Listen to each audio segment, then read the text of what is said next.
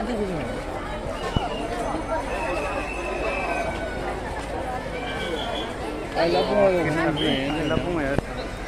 साल बाद 2 साल बाद ट्रांसफर करिएगा।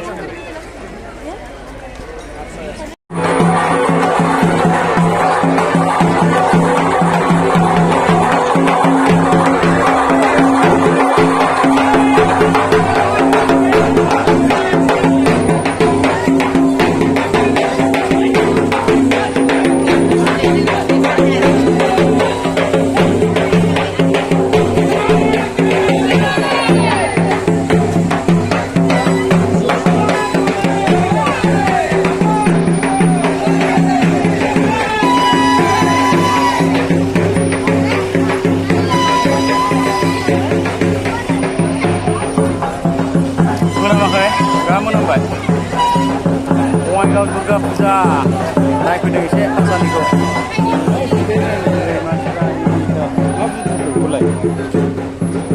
थानसालियाव थांफासिगोन जाहैबाय मा खालामबाय नामा दसे बेरायफैबाय बङाइगाव दुर्गा भासानिखौ नायथावथाव मिस्टार आमि सिमलाबो दं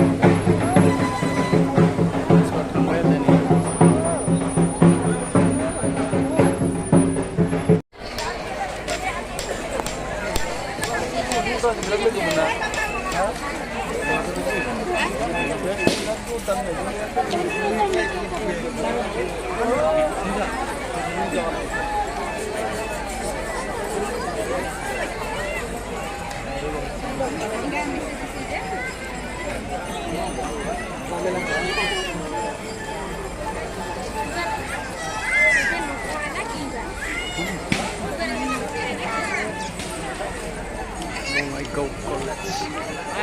Bongaigaw. Golden Jubilee जाबाय माथो मालाबानो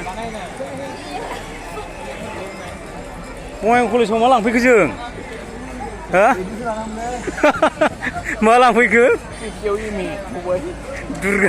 दुर्गा भासानि खालामनो नागिरना अ मोसायासो लखबाव हाबनाय बायदि मोनबायलां आं खिन्थु लखबाव हाबनाय बायदि मोनबाय